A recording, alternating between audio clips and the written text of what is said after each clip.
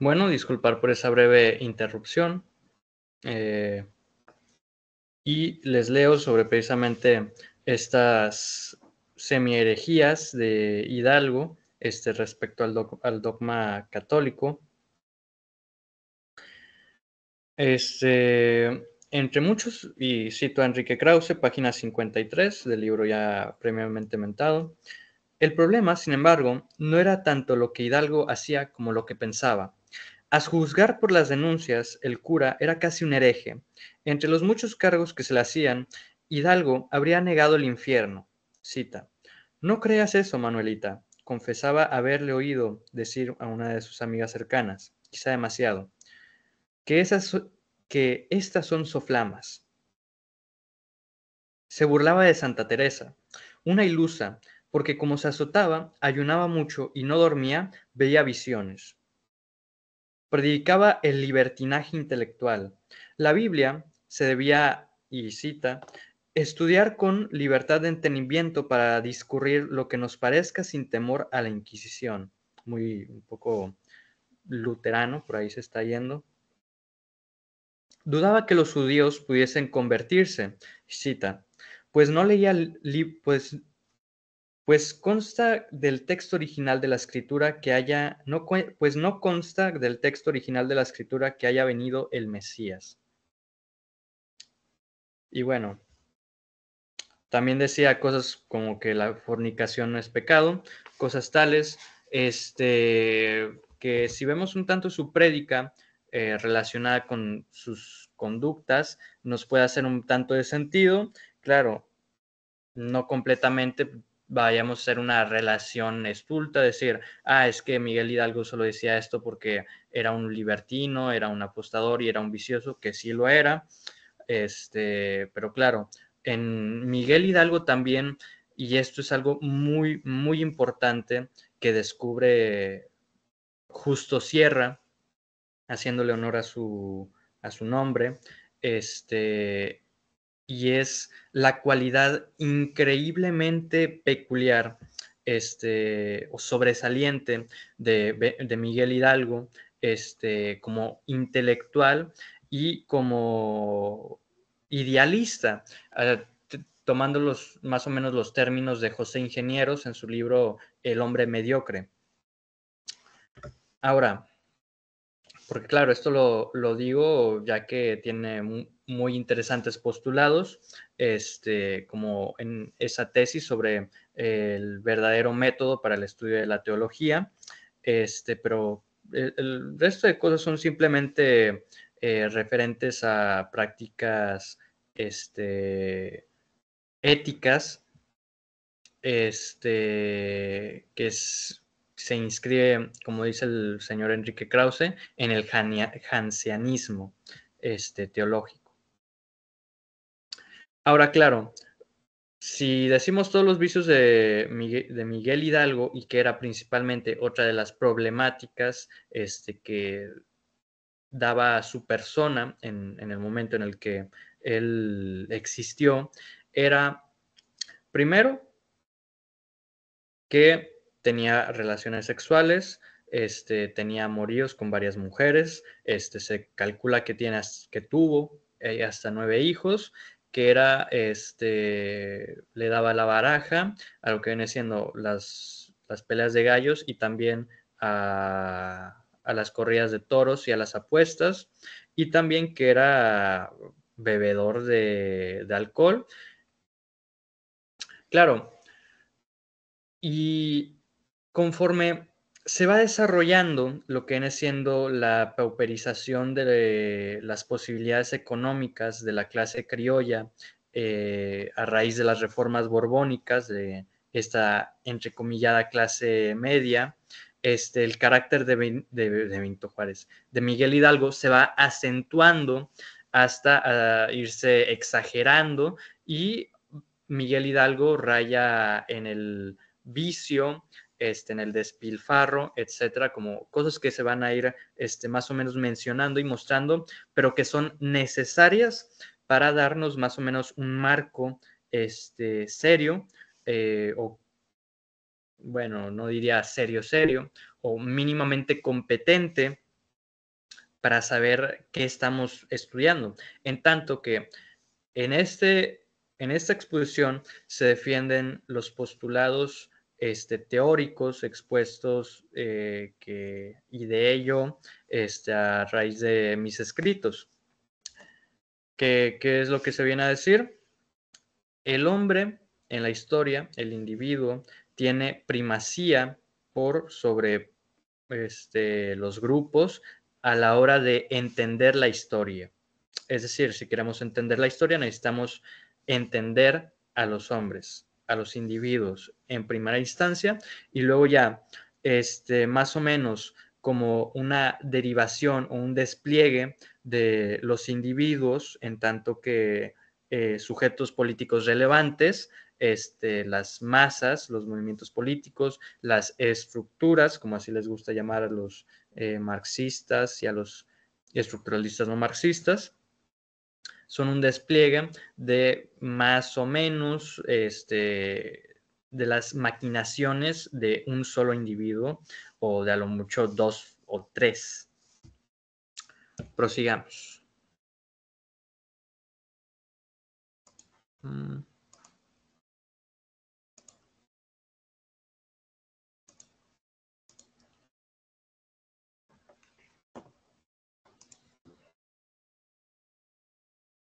No acostumbraba a la notaría parroquial ni celebrar misas. Recordemos que Miguel Hidalgo, aparte de ser licenciado en teología, era sacerdote.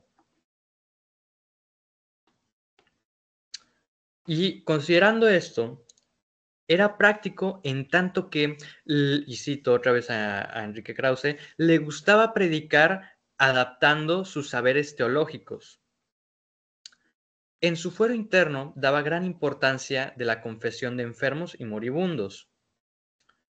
Y bueno, claro, eso es bastante revelador. Enrique Krause ve en el carácter de Hidalgo unas incoherencias, pero que parten desde una doctrina más o menos caritativista, incoherente moralmente, debido a todos los vicios eh, por los que normalmente se movía Miguel Hidalgo. Pero menciona que conforme fue moviéndose hacia la madurez, Miguel Hidalgo intenta convertir todo lo que puede abarcar en caridad o una forma bastante, bueno, es que no encuentro otra palabra que degenerada de caridad, en tanto que exagerada al máximo. Su posición como propietario de haciendas y sus deberes oficiosos lo convirtieron en una suerte de empresario emprendedor a tiempos. Atendió como administrador las haciendas de familiares, crió abejas, fue curtidor, fabricante de loza, cultivó viñedos y en la parroquia de Dolores expandió el plantío de moreras para la cría de gusanos de seda. Esto lo contrastó con el desorden de sus propias actitudes y conductas, es decir, incompromiso en el pago de deudas, que recorrió toda su adultez prácticamente desde que se hizo un lugar en la administración de San Nicolás. Recordemos que en ese colegio Miguel Hidalgo fue tesorero. Y claro, Enrique Krause llega a mencionar varios casos de este incompromiso bastante curioso sobre la figura de Hidalgo. En tanto que Miguel Hidalgo, como personaje excepcional, al ser un genio, porque no se le puede llamar de otra forma, hay una clara característica de los genios y esta es la incontinuidad o la incongruencia, es decir, una relativa inestabilidad conductual en sus operaciones, que no es muy dado al compromiso o al seguimiento riguroso de una sola actividad. Claro, esto no como enaltecimiento de esto que se está distinguiendo, pero sí es importante distinguirlo. Su casa era una extravagante Francia chiquita, y esto es algo que así se menciona, en tanto que en ella se celebraban tantos eventos y juntas como en las más fastuosas, en los más faustuosos salones del viejo continente. Tenía contratada una banda de música y realizaba fiestas y tertulias literarias. Claro, normalmente se habla de este carácter, más o menos liberal. Lo primero hay que dejar en claro es que Miguel Hidalgo no es incongruente con el momento, es decir, él no es un producto incongruente de las circunstancias. Sus actitudes y conductas pues que pueden que lo sean, pero en su pensamiento político, filosófico y teológico, en tanto que se contextualiza, no lo es, y esto se aclara cuando se analiza tanto el discurso político, filosófico y la praxis del movimiento que él lideró. ¿Esto a colación de qué viene? De que efectivamente Miguel Hidalgo fue en su fuero interno influenciado principalmente por dos corrientes, la gaditana y la pregaditana, es decir, que recorre mucho de la influencia de la escuela de Salamanca, desde los ya muy mentados en las sesiones anteriores Juárez y Vitoria, hasta en menor medida, pero en los pocos puntos en los que sobresalen son importantes, el pensamiento francés ilustrado. Esos son Rousseau, etcétera. Pero normalmente se hace demasiado hincapié, hay un mito en sí de que Miguel Hidalgo, como sabía francés, italiano, tal, era muy liberal y absorbió perfectamente todas las ideas de la ilustración, no es como, y su plan político era el de la ilustración. No. En tanto que, para simplificarlo bastante, podríamos decir que Miguel Hidalgo en su pensamiento político filosófico era 70% gaditano, 30% ilustrado. Esto viene más a colación en base a este mito que se dice, es que él probablemente no se sabe si realmente lo hizo, pero es naturalmente muy, muy probable y legítimamente muy asumible el decir que Miguel Hidalgo en efecto leyó a Rousseau y a Voltaire, cosa que sí se evidencia bastante su pensamiento, pero que no tiene tanto relieve a comparación como el resto de franceses que lo influenciaron. Enrique Krause hace una mención bastante interesante sobre la novela favorita de Miguel Hidalgo, y que era también su novela de cabecera, que era El Tartufo de Molière. Naturalmente, tan solo por el nombre de la obra y por la obra en sí podemos pensar, más que nada por el nombre de la obra y lo que significa ser un tartufo, muchas cosas. Pero viendo los contenidos de la obra, tanto su crítica hansianista hasta las críticas y las praxis que va a desplegar contra la Iglesia católica ya en su movimiento, están bastante más influenciadas, yo creo que por la literatura que por realmente un pensamiento ilustrado filosófico, en tanto que una serie de cuestiones que también más adelante se van a exponer, en tanto de que Miguel Hidalgo también, y esto hay que decirlo, era un fanático religioso. Claro, era un cura, la ilustración no lo hace bastante, no lo hace secular como a veces se le quiere plantear o lo ultraliberalizan, no, eso no. Así que yo sugiero que para analizar a Miguel Hidalgo también podemos analizar más su literatura, la literatura que él leyó, que los tratados filosóficos que él leyó. En tanto que se puede decir que estoy exagerando, pero no lo creo en tanto si vemos los contenidos explicitados en esta novela, El Tartufo de Molière, y tampoco subestimemos a la literatura. El caso más poderoso de la literatura y más influyente en toda la historia, en todo el mundo, es El Quijote, que ciertamente no se puede comparar El Tartufo con El Quijote, pero las obras de Molière sí tienen bastante relevancia para el momento en el que Miguel Hidalgo estaba vivo, el siglo XVIII. Así que yo creo que es un punto más o menos homologable y desde donde podemos razonar a Miguel Hidalgo.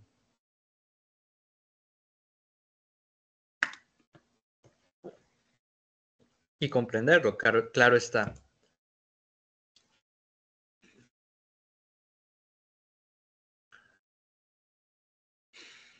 Su particularidad influyó en su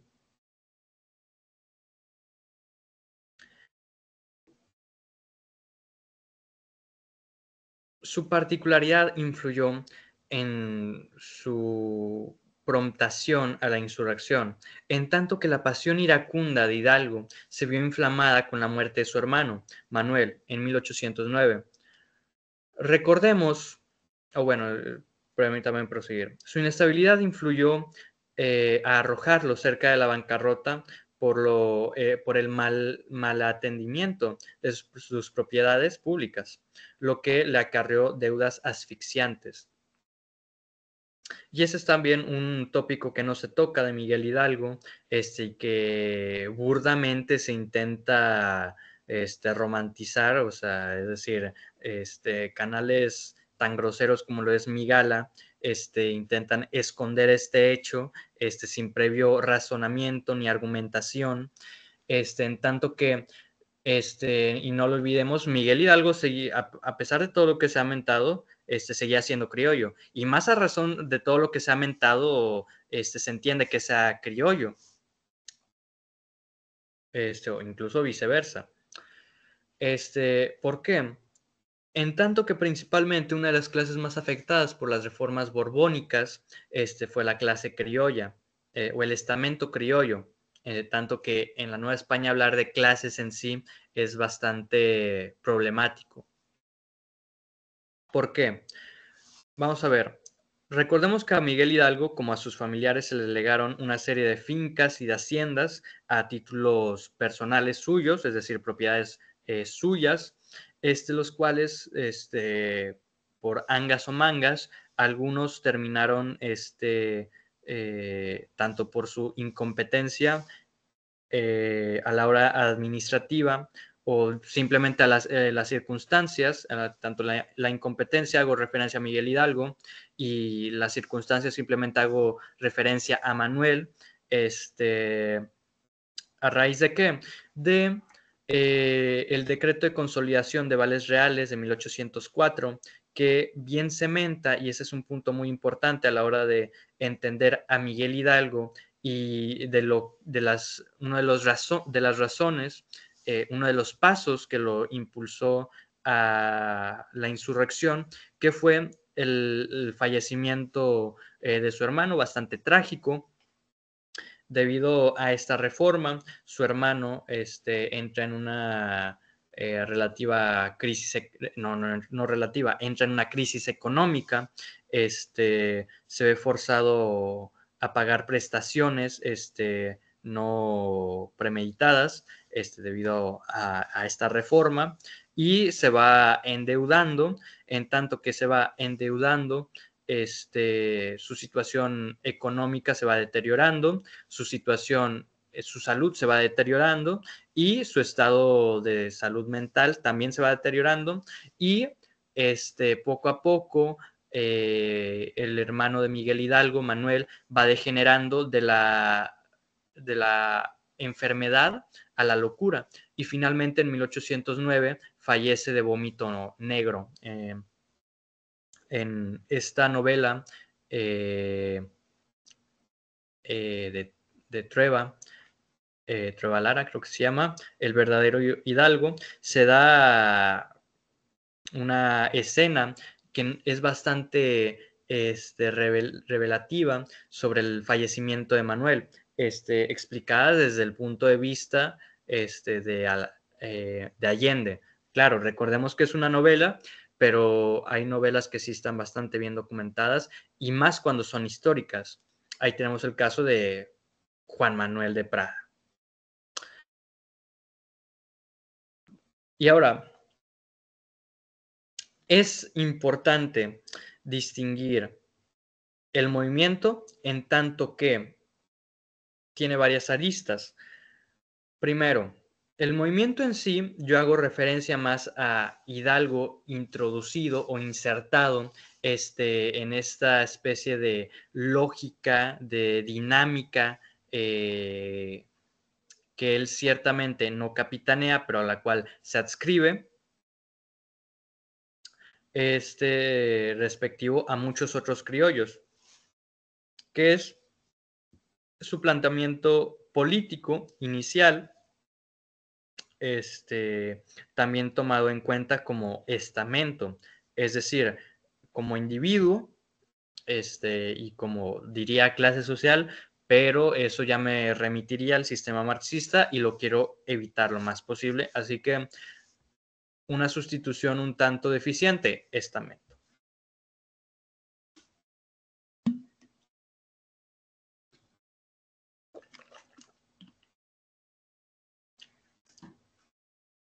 Hidalgo se precipitó a la rebelión en la madrugada del 16 de septiembre de 1810, exactamente 2 años y un día después del golpe de estado de Yermo.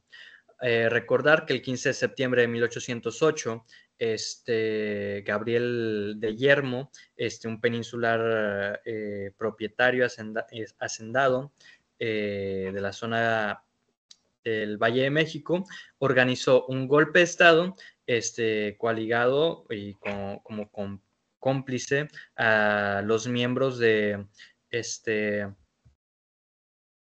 gremio de comerciantes de la Ciudad de México. Muchos españoles, pero también muchos criollos, y eso es algo que usualmente no se menciona.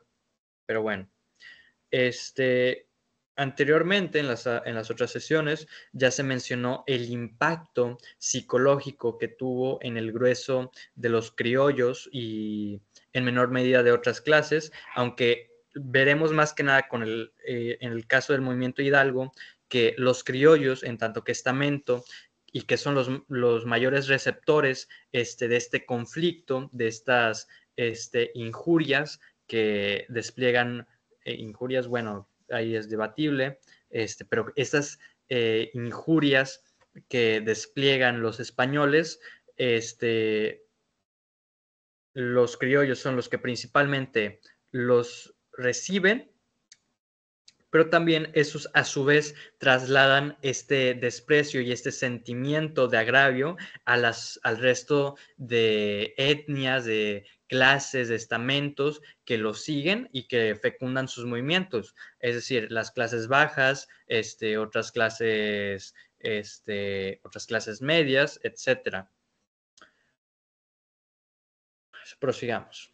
Su condición lo posicionó naturalmente del lado de los criollos, ante la indignante noticia del golpe de Estado y el desmoronamiento del orden legal y constitucional virreinal. Esto ya se ha explicado previamente en las anteriores sesiones.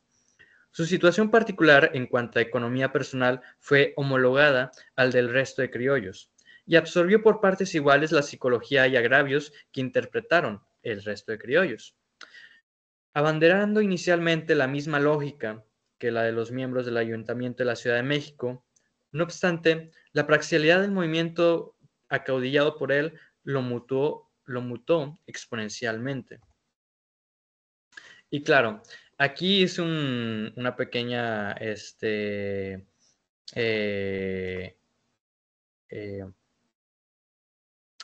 mapa sobre los eventos que más nos incumben, en tanto que quiero retomar en la historia, en la disciplina de la historia, el centrarse en lo que viene siendo y un poco en contra de la historia, pues no sé, cómo lo podría ser tanto la estructuralista como la braudeliana.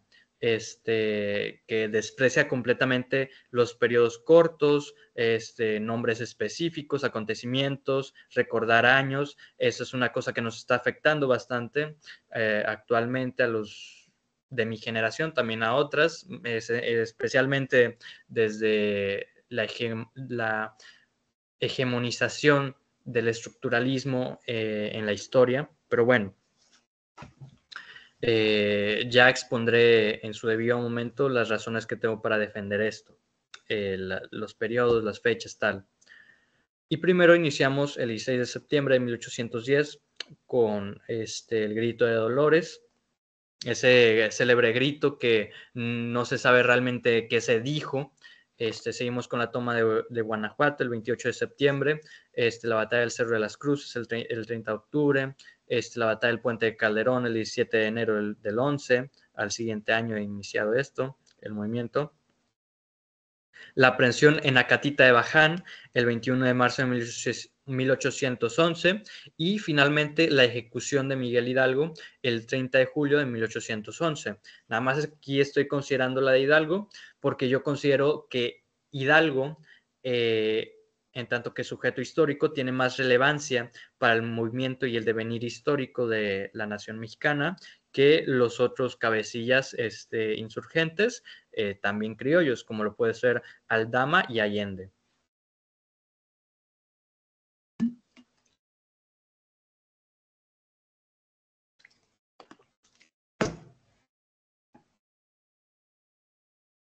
Estaré regresando un poco conforme avance mi narración, pero bueno. Y finalmente llegamos a lo que viene siendo la praxis. Y a esto se quiere hacer referencia con realmente lo que fue el movimiento de Hidalgo, porque vamos a ver, que si simplemente, y esto es algo que bien denuncia Bloch y que hago mención en mi escrito, no nos podemos aferrar únicamente de la historia de los orígenes para explicar la historia o sucesiones, concatenaciones de eventos, de hechos, de pasados que en su momento fueron presentes, para decirlo.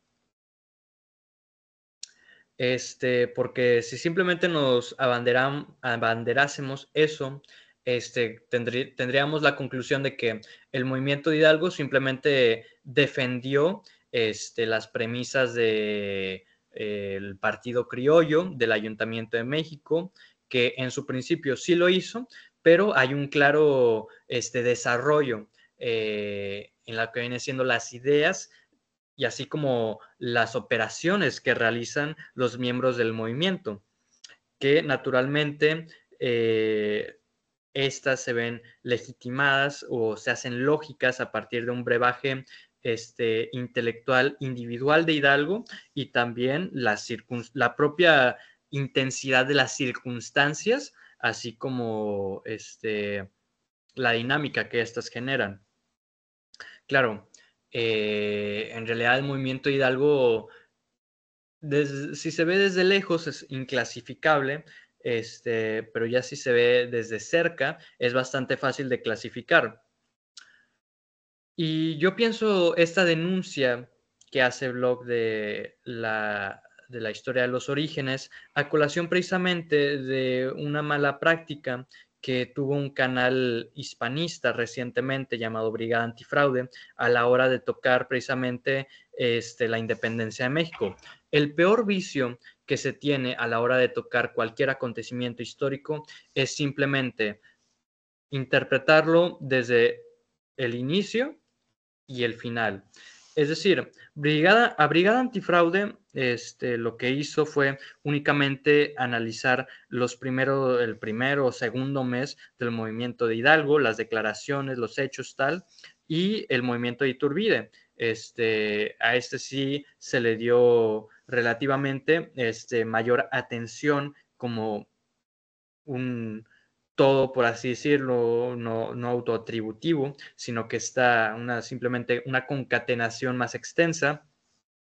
Pero claro, ese es el peor vicio que si me apuran y que si peco de mala fe, diría que Brigada Antifraude lo hace por mala estima a el acontecimiento que fue a la independencia de México, y mala fe también, que dudo que sea el caso. Brigada Antifraude es bastante serio, pero esa aproximación, ese enfoque, lo considero totalmente infecundo para lo que viene siendo el entendimiento de la historia, que es lo que realmente nos incumbe, en tanto que a partir del entendimiento de la historia podemos desplegar una serie de, pues bueno, no una serie, un montón de cosas como la legitimación de programas políticos, filosóficos, etcétera, que es más o menos lo que hace Brigada Antifraude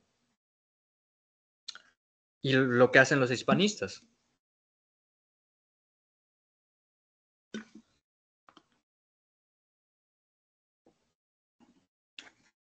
Pero claro, veremos que en el caso de lo que viene siendo el movimiento de Hidalgo, este no se puede entender este no se puede entender simplemente como simplemente el inicio de algo, es decir, no se puede interpretar únicamente desde los primeros instantes que ese algo existe, ni únicamente desde las declaraciones más basales que hacen los individuos, si se descontextualiza, etcétera. En tanto que también se considera simplemente una teoría de la historia pésima, emanada en parte de las teorías de la historia materialistas, que es simplemente que el hombre es un cúmulo de intereses materiales, más que nada monetarios, que es lo que principalmente se interpreta a la hora de analizar pobremente o malinterpretar ya directamente sucesos históricos y más que nada personajes, que es lo que se hace con estos próceres de la patria. Son próceres, se guste o no admitir eso. En tanto que el materialismo solo acepta, no acepta que haya ninguna otra vitalidad más allá que la materia. El materialismo es una idealización de la materia. Y en tanto que acepta de que a los hombres los mueve algo más allá que el dinero o que simplemente un cúmulo de intereses simplones, y completamente desvalorizados, descontextualizados, donde se les quita toda personalidad. Esa explicación solo tiene sentido en una ateísta, en tanto que si el hombre se remite para sus acciones históricas a algo más trascendente, entonces eso admite una direccionalidad de la historia y por tanto la admisión admite la existencia de algo que trasciende al hombre como lo es Dios. Es por tanto que estas teorías materialistas yo no las considero serias, en tanto que patológicamente son ateas. Y prosigo. Y esto viene muy a colación en tanto que el aspecto de la religiosidad es profundamente decisivo en todo el movimiento de independencia. Si se puede hablar de un movimiento de independencia, sí, o el periodo de la independencia para mejor explicarlo, pero más que nada en el movimiento de Hidalgo.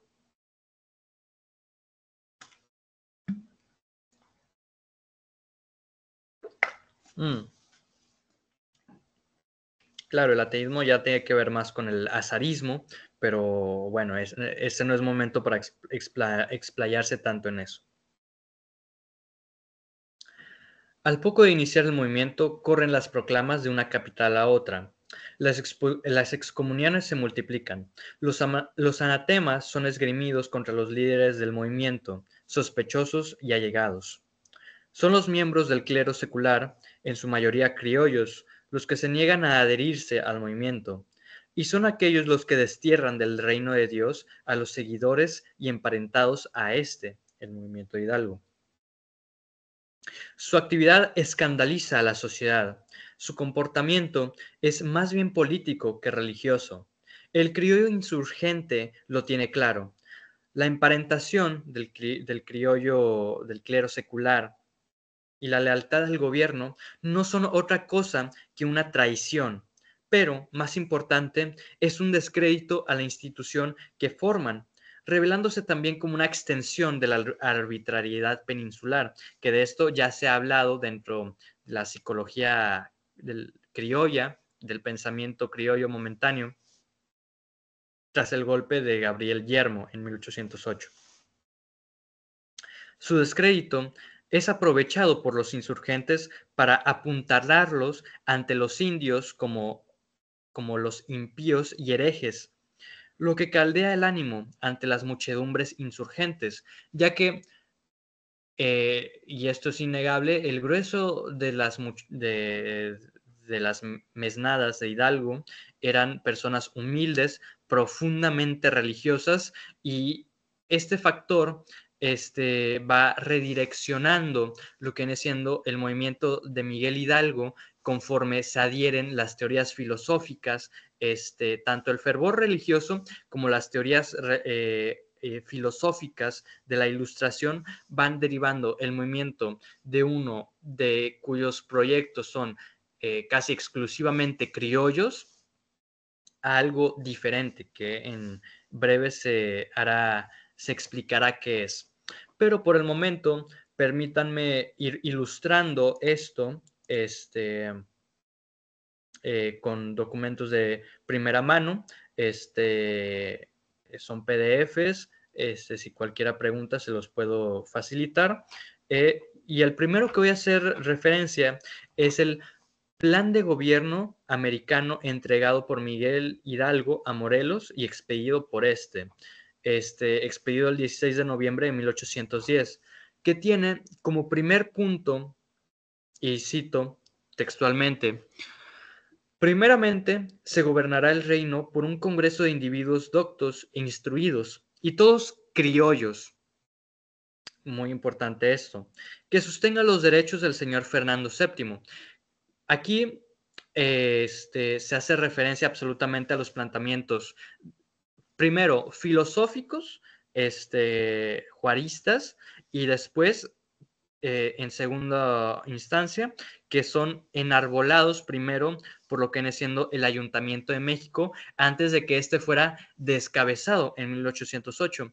Pero claramente aquí ya nos da la confirmación de que en primera instancia el movimiento Hidalgo era, por así decirlo, de ideología criollista. Sí, a este proyecto, criollista, esta ideología criollista, que no es otra cosa que gaditanismo, se le puede llamar como tal. Pero claro, yo quiero hacer referencia a esto en tanto que quiero exponer la deriva filosófica e ideológica que va tomando Hidalgo, y por tanto simplemente citar la historia de los inicios no es suficiente para entender un hecho en sí o una serie de hechos en sí. Ojo, 16 de noviembre es el segundo mes del movimiento Hidalgo. Este,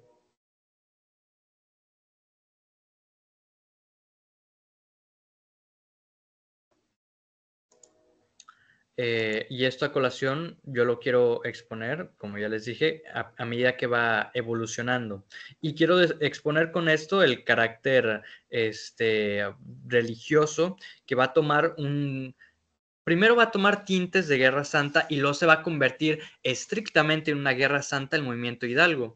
Y para hacer más o menos referencia a la imagen más o menos herética, monstruosa, que del insurgente promedio se hizo a partir de los planteamientos y maquinaciones de los dirigentes del movimiento, pues son los grabados de Goya sobre el clero, que aquí básicamente los vemos monstruosos, es decir, deformes, casi demoníacos, que con este último adjetivo se podrá pensar que estoy exagerando, pero si nos remitimos a los hechos, no, en tanto que se va a exponer más adelante.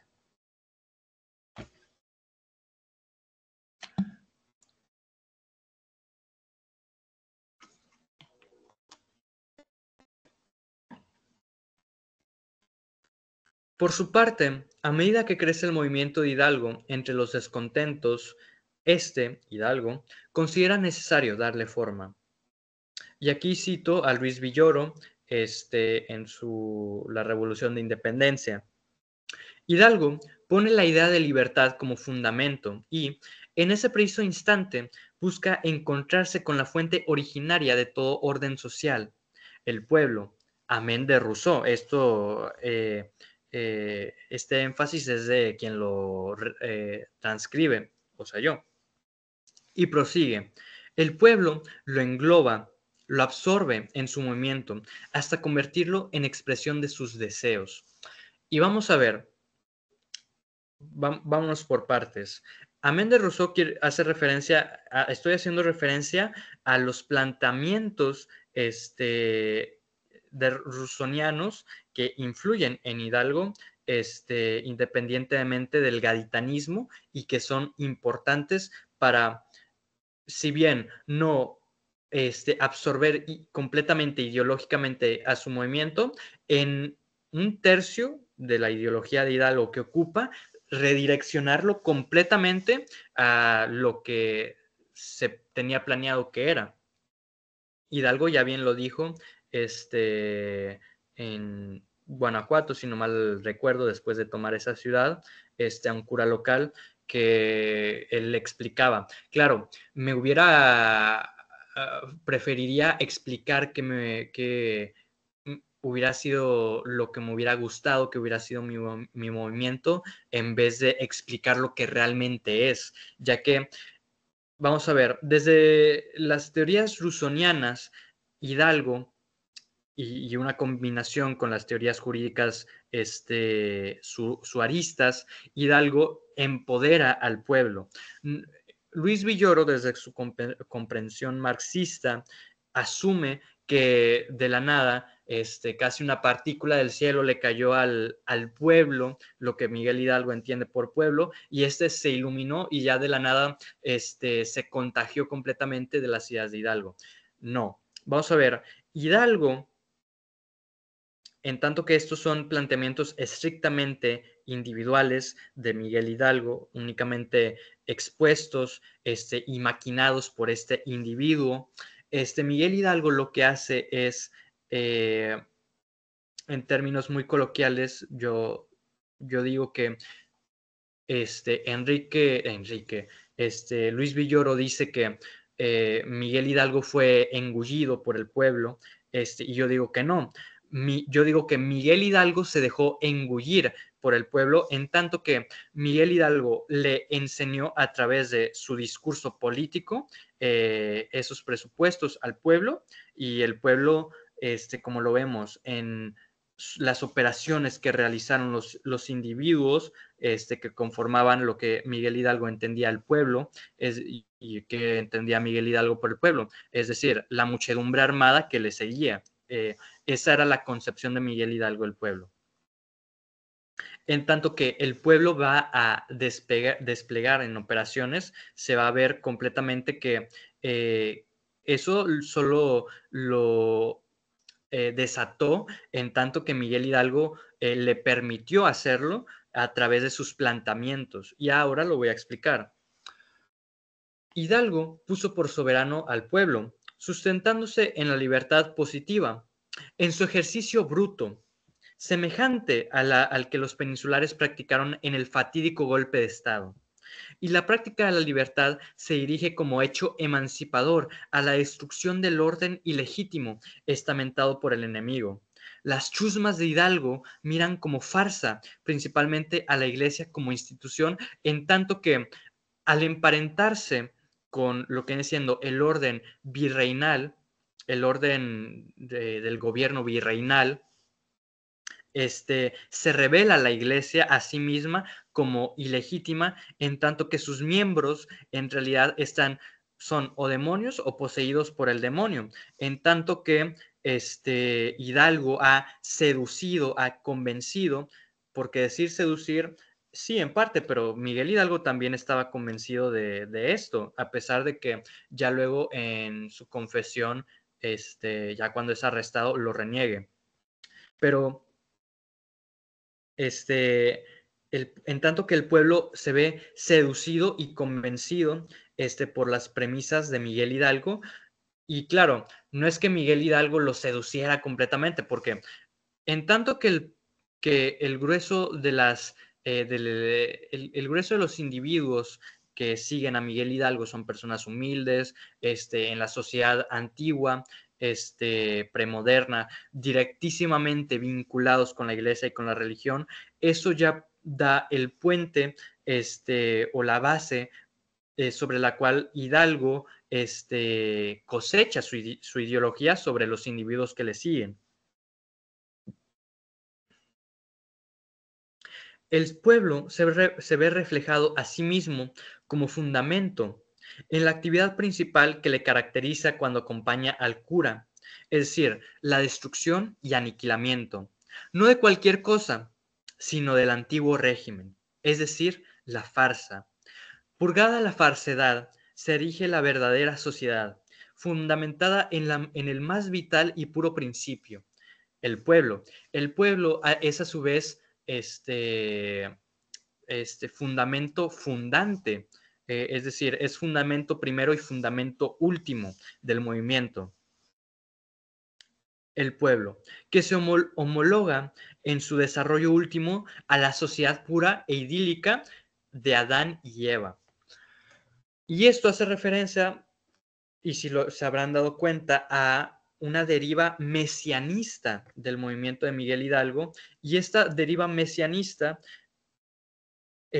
tiene sus bases, primero, en la, en el, en la religión católica, en la religión cristiana en general, y luego más en particular en la religión católica, que, segundo, con los planteamientos filosóficos sobre la política que hace Rousseau y Voltaire, se solapan, y que se añade,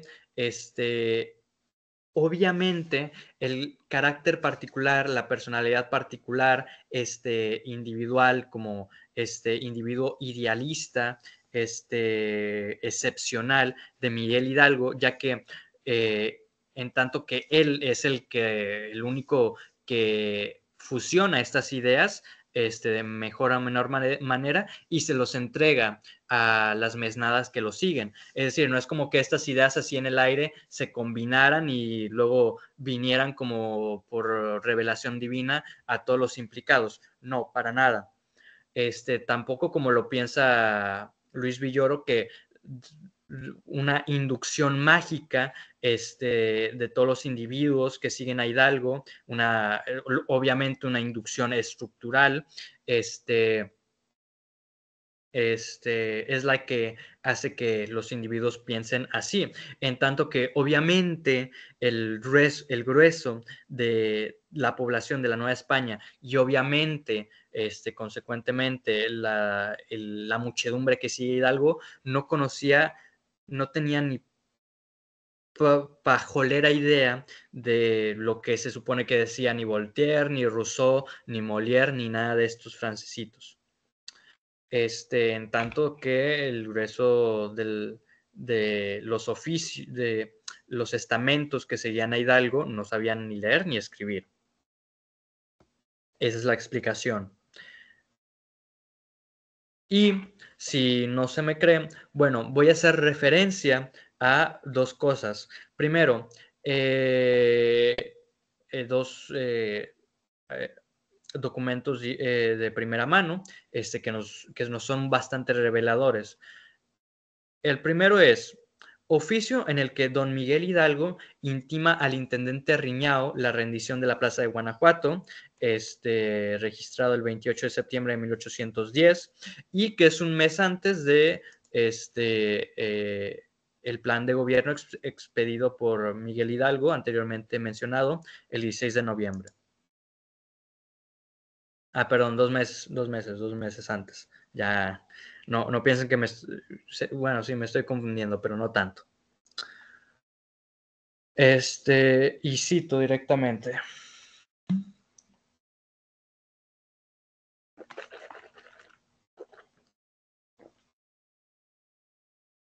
El numeroso ejército que comando me eligió por capitán general y protector de la nación en los campos de Celaya.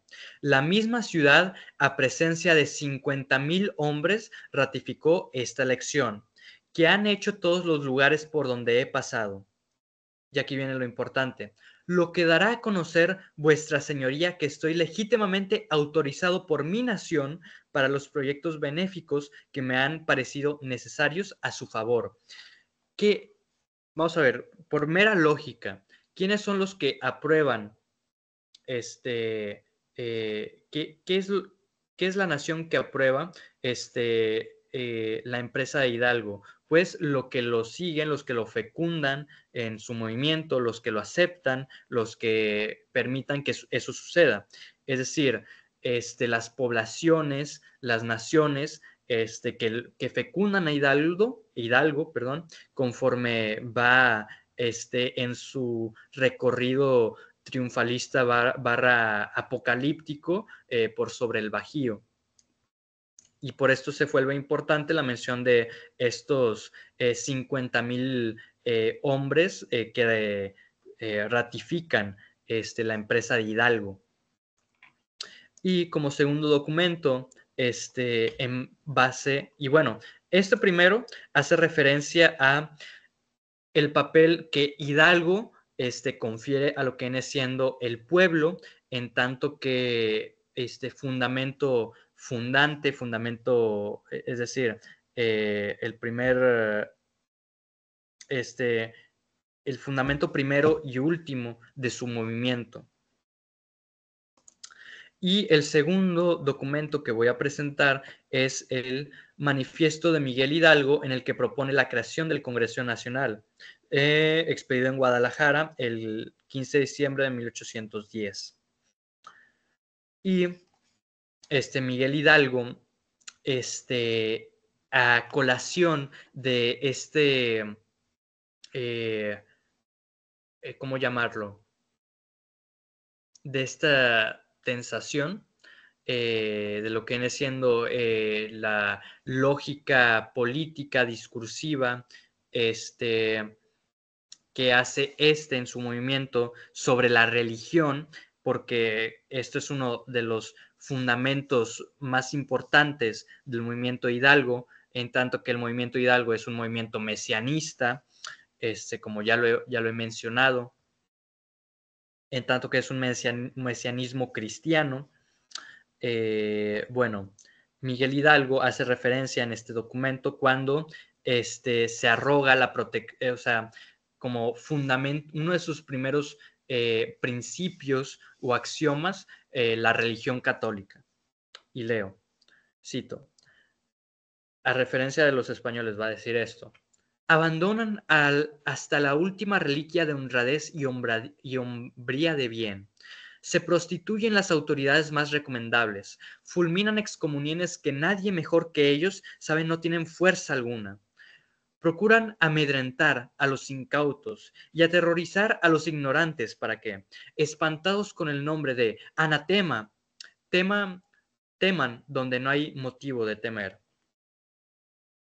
¿Quién creería, amados conciudadanos, que llegase hasta este punto el descaro y atrevimiento de los gachupines? Y aquí se viene lo importante: profanar las cosas más sagradas para asegurar su intolerable dominación. Y las cosas más sagradas que son la religión católica, en tanto que el magisterio, es decir, aquí hace referencia a la iglesia, en tanto que la iglesia se eh, postula a favor del régimen virreinal y desacredita el movimiento de Hidalgo con anatemas, con excomuniones, etc. Y prosigo. Valerse de la misma religión santa para batirla y destruirla, y que también esto es muy importante, en tanto que en los principios de los fundamentos que fundan el movimiento Hidalgo son católicos, en tanto que es un movimiento mesiánico, y en tanto que su ideología y filosofía está ampliamente influenciada por la filosofía que se despliega a partir de la religión católica, prosigue.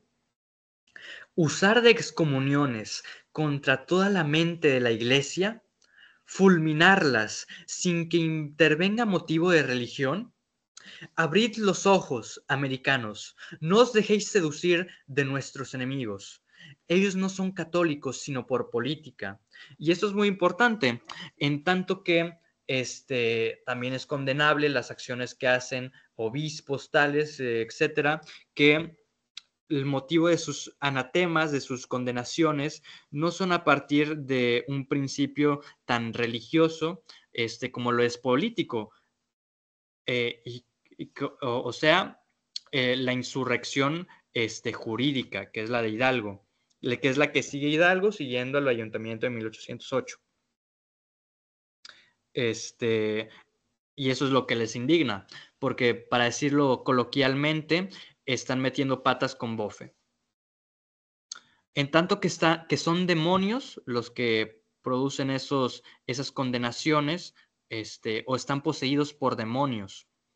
Eso es lo que cree el insurgente promedio. Y claro, como reitero, se me podrá decir que estoy exagerando, pero yo les quiero recordar que esa famosísima situación tras la toma de la Alhóndiga de Granaditas, donde están los indios de Hidalgo, los hijos de Hidalgo, como él mismo los llamaba, eh, saqueando, pero también rebuznando entre los cadáveres de los españoles porque les están buscando el rabo. ¿Qué quiere decir el rabo? Que sean unos morbosos, vamos a ver, sí, pero también es literalmente que les están buscando el rabo, en tanto que los únicos seres humanos que tienen rabo son los demonios o los que están poseídos por demonios. Entonces, el insurgente promedio literalmente cree que se está enfrentando a demonios o al diablo. Es por eso que el pueblo, como lo entiende Hidalgo, se ve en su pureza de la creencia en la religión en contraposición de un sistema fraudulento, edificado por falsos creyentes y demonios. Que claro, la historiografía más ideologizada y más, por decirlo en términos amables, mamerta, naturalmente ha creído que los indios buscaban el rabo entre los cadáveres de los españoles porque es que los españoles eran muy malos y porque el sistema virreinal era malvadísimo y tenía tan indignado a los indios que estos pensaban que esa explotación solo podía venir de demonios. No, esa explicación se ha hecho popular a partir más o menos de la década de los 50, que por una parte se desacredita el gobierno virreinal en tanto que no se le entiende absolutamente nada. De hecho, muchos de las personas más humildes y muchas personas pues sí, humildes, estaban mejor acomodadas en el sistema virreinal que en nuestras épocas o en los sistemas que les presidieron. Y a esto, pues no sé, simplemente hacer referencia a los mineros, que los mineros es indignante que ganaban más antes de la independencia que después de la independencia. Y ni siquiera sé si ahorita los mineros ganen más que antes de la independencia. Es decir, que por el lado de la explotación del malvado europeo colonialista, no va la cosa, no van los tiros, por favor. Y yo quiero hacer énfasis precisamente contraponiendo a esa narración tonta de que ideológica, lo que creo que es una verdad inalienable y que es el movimiento de Miguel Hidalgo no era ni completamente criollo ni ilustrado. Es decir, es una combinación de varias cosas que a partir de un carácter particular, que es el que lo lidera, o sea, el de Miguel Hidalgo, toma un nuevo rumbo, obviamente uno más caótico, uno más sanguinario, que es el del mesianismo. Muchos movimientos mesiánicos políticos han existido, bastante célebres en el siglo contemporáneo al de Miguel Hidalgo, que es el 19. Es decir, Justo Sierra compara el movimiento de Miguel Hidalgo con el de El Mahdi en el Sudán de 1874 al 84, dura más o menos una década, o el de la rebelión de Taiping en la China Qing decadente de 1840, no, 1854 al 69, es decir, dura 14 años. Bueno, y probablemente me he equivocado por un año, pero pues no importa, saben a lo que me refiero. Y que en sus fundamentos filosóficos y políticos sus bases son completamente religiosas, en tanto que son mesiánicos.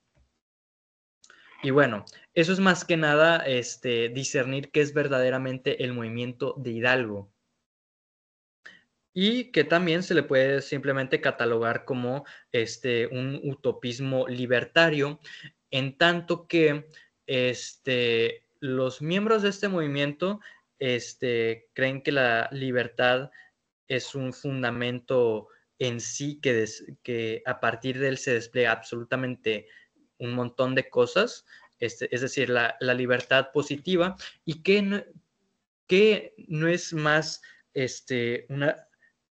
dar cuenta de la libertad positiva, la libertad para hacer, que la destrucción.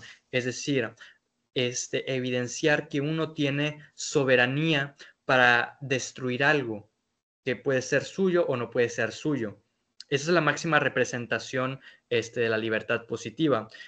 Y es por eso que este movimiento se le puede considerar libertario, en tanto que ve la destrucción del régimen virreinal y la creación de un régimen más o menos incoherente, eh, fundamentado en varios postulados filosóficos, pero también sobre la idea de la libertad bruta, el ejercicio bruto de la libertad positivo en su máxima representación con la destrucción. Y es por eso que considero que sí se le puede considerar un movimiento libertario. Movimientos libertarios mesianistas, como el ya mentado el del Mahdi, el Taiping en China, pero yo cuando escucho movimientos mesianistas o libertarios, también me vienen a la mente toda esta serie de comunas religiosas que se desplegaron a partir del periodo de la Reforma, en lo que viene siendo el mundo occidental. Más o menos en ese punto podríamos categorizar el movimiento de Miguel Hidalgo, ya que como hasta sus más maliciosos detractores, el movimiento de Miguel Hidalgo es sumamente algo particular, en tanto que se despliega a partir de un individuo sumamente particular, de un individuo excepcional.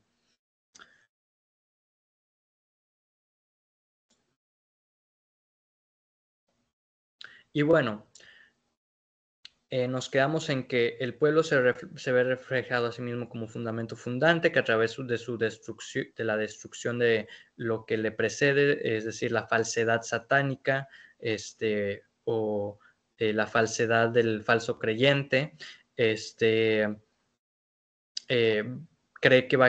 piensa o cree que va creando un nuevo sistema, y que este sistema va a desembocar inevitablemente en la venida del segundo reino de Dios, traducido en la constitución de una sociedad adánica, una sociedad idílica, como la que fue la de Adán y Eva antes de que comieran del fruto del árbol del conocimiento del bien y del mal.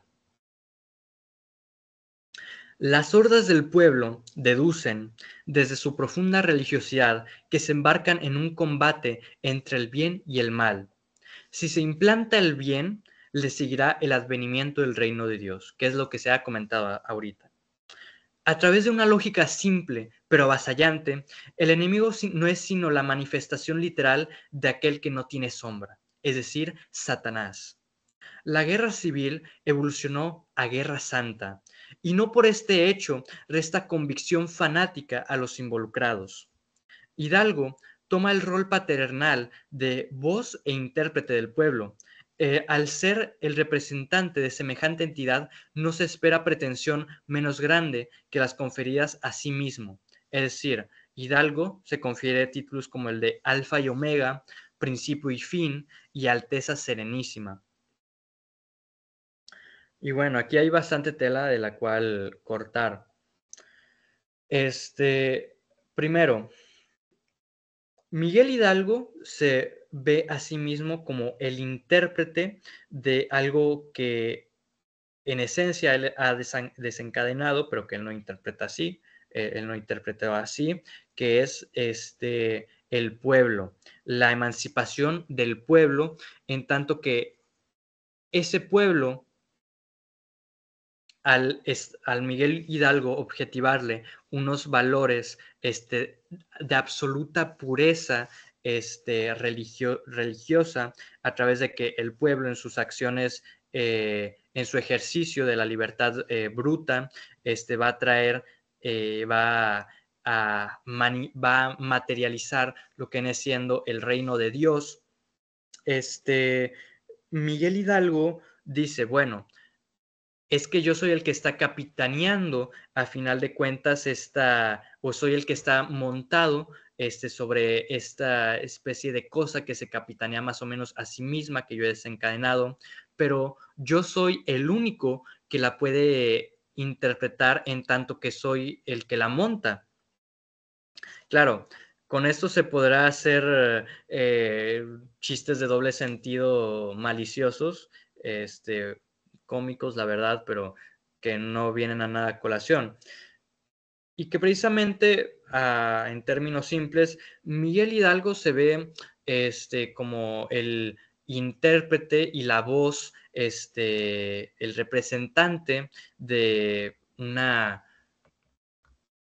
no diría deidad, porque en su cosmología dudo que sea una deidad, pero tal vez una fuerza, que es una fuerza de Dios simplemente, que es movida por el poder infinito de Dios. Y por tanto, si esta masa es movida por Dios y está constituida por Dios y va a dar paso a algo directamente de Dios, entonces se debe de tolerar absolutamente todo lo que ésta haga y produzca.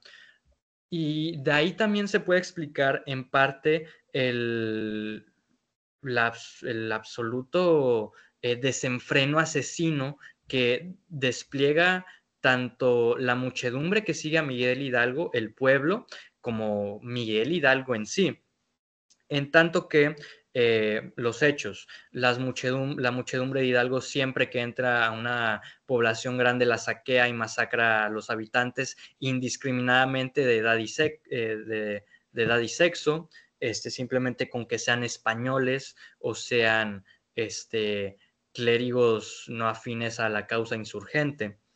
Y en tanto que Miguel Hidalgo también permite esto y quiere, y al verse como el intérprete de algo mucho más grande que él, lo quiere satisfacer en tanto que esto es algo que lo precede a él como individuo y que debe ser, que es estrictamente bueno. Por eso, Miguel Hidalgo ve este desenfreno y cuando ya él se establece en Guadalajara, organiza masacres de lo que viene siendo españoles de forma completamente sádica, perversa, porque él sabe que son inocentes, cuando en su juicio él confesó que sabía que eran inocentes, eran más o menos unos 300,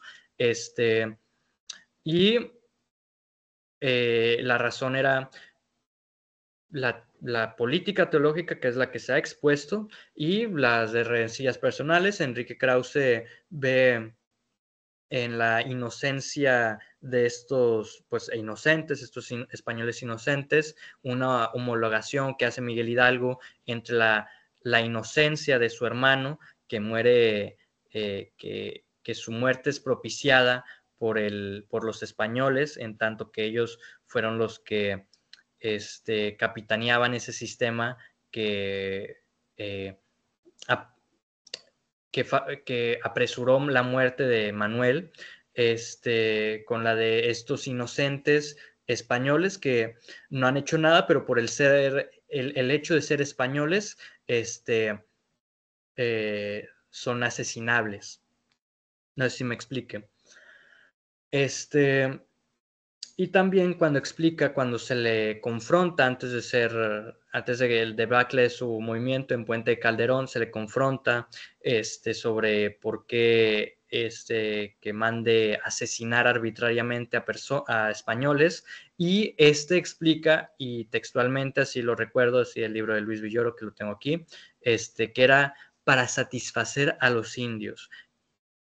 Los indios que conforman lo que viene siendo la muchedumbre de Hidalgo. ¿Qué es la muchedumbre de Hidalgo? El pueblo. ¿Qué es el pueblo? El fundamento que es conductor y va a ser lo que va a materializar el reino de Dios. Por tanto, no se le puede reprochar nada y se le debe de satisfacer. Eso es el pensamiento de Miguel Hidalgo. Y en tanto que se desarrolla por una parte Miguel Hidalgo, también el movimiento de Miguel Hidalgo, perdón, en su praxis, también lo hace en tanto que él prácticamente convierte a Guadalajara en su Francia chiquita, lo convierte en un centro de fiesta perpetua, pero fiesta en plan, o sea, como fiesta tranqui, ¿sabes?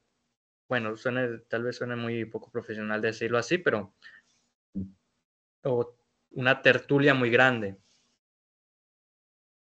En tanto que Miguel Hidalgo se comporta como un rey, en tanto que en los Te Deums, en las fiestas, se le dan los más grandísimos respetos, como si fuera él un monarca. En tanto que las muchedumbres que lo siguen lo consideran a él un monarca. Uno de los oficiales, si no mal recuerdo, en diálogo con Lucas Alamán, el historiador conservador, uno de los oficiales de Hidalgo, dice, y aquí no voy a citar textualmente, sino lo que recuerdo, pero decía algo como que, y después de poner al cura al viejecito cura en su respectivo trono, él, el oficial, iba a regresar a sus labores en el campo. Es decir, es una visión completamente caótica, pero que también el monarquismo está muy presente en el movimiento de Miguel Hidalgo, en tanto que Miguel Hidalgo no se proclama como tal monarca, pero le dan el trato y el respeto que un monarca, y cumple casi prácticamente los roles de eso. Se convierte casi en una teocracia el movimiento de Miguel Hidalgo.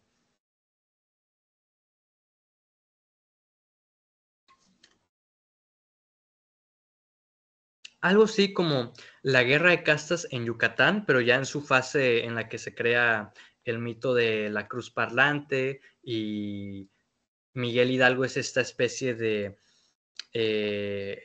teócrata que interpreta a la voluntad divina. a través de su movimiento. Y que a través de esa interpretación eh, lo va también legitimando y le va ampliando su horizonte de operaciones, de conductas, y va fundamentando un sistema. No diría un sistema, tal vez eso sería llegar demasiado lejos, pero sí un gobierno. Y claro, precisamente a raíz de este papel que juega Miguel Hidalgo, puse eh, imagen, este dibujo de Alfredo Kubin, pintor, es artista austriaco, si no mal recuerdo, que no encontré el nombre de esta obra de arte, pero aquí yo lo interpreto como Miguel Hidalgo en su razonamiento como el que puede sacrificar o inmolar prácticamente las vidas en, en tanto y cuanto estas son para la voluntad, lo que él interpreta como la voluntad divina, es decir, la voluntad del pueblo, es decir, el ejército que le sigue, entre comillas ejército, que más bien es una muchedumbre. Y esto no por términos despectivos, sino porque estrictamente en términos militares eso es una muchedumbre, no es una milicia, ni es un ejército de línea, ni nada de eso. Y bueno, breve síntesis. Y creo que esta imagen es absolutamente valiosísima para entender a Hidalgo, que es el grabado de Goya, el sueño de la razón produce monstruos. Es decir, el enloquecimiento de Miguel Hidalgo, que ese enloquecimiento solo se da a partir de su estatus individual, de su facticidad de hombre como hombre sobresaliente, por encima de lo que viene siendo la masa, a su vez lo come a sí mismo y prácticamente lo arroja ya a casi una perpetua, eh, a una perpetua pesadilla a raíz de pues de su naturaleza, si se permite decir eso, o de su constitución como hombre sobresaliente en lo intelectual, tal, como un filósofo prácticamente, que lo engulle y a su vez su inteligencia particular adormece su razón, en tanto que en el juego de las abstracciones se va envileciendo y bueno, estas abstracciones desembocan en masacres sin sentido, en una sanguinolencia de su movimiento verdaderamente espantosa y que es precisamente lo que lo condena políticamente, ya que eso repele completamente a los más, incluso a los más adictos a la causa independentista, que eran el grueso de los criollos. Bien lo dijo Iturbide, que si todos los criollos se unían, la independencia se lograría en muy poco tiempo. Pero bueno, eso es todo. Y más que nada, era para delimitar algo que hasta día de hoy, bueno, algo que hasta día de hoy no se ha delimitado del todo, y esto a partir de lo que creo que es una teoría de la historia innovadora, que es la propia, que posiblemente en las siguientes semanas ya se va a publicar de uno u otro modo un esbozo a tanto por videos como o escritos. Y bueno, eso es todo lo que se tenía planeado decir aquí. Y me siento satisfecho con lo que he resumido a lo largo de estas dos sesiones. estaré... Este tema de la independencia era lo que tenía, una pullita que tenía así, y que ya me lo he podido sacar. Lógicamente, aquí no se terminaría el análisis de la independencia, porque esto solo es el movimiento de Hidalgo, y siento que a su vez ha sido un poco limitado. Muy seguramente voy a escribir en el futuro un libro al respecto, integrando mi propia teoría de la historia. Este, y bueno, ya eso es todo. También voy a tocar otros temas, como exponer la misma teoría de la historia, temas de teoría de la historia, historia de la China contemporánea o del Islam contemporáneo, que ese también es otro de mis temas favoritos. Y bueno, eso es todo. Si han llegado hasta aquí, me da mucho gusto. A veces tampoco es fácil escucharme todo el tiempo, pero bueno, estamos aquí haciendo el esfuerzo por la convicción de, de entrar y salir con unos conocimientos nuevos y que nos sean formativos, no necesariamente para exponerlo esto en clase, sino para ir trascendiendo en la historiografía, como podamos ir poniendo nosotros nuestro granito de arena. Eso es todo. Hasta luego y nos estamos viendo.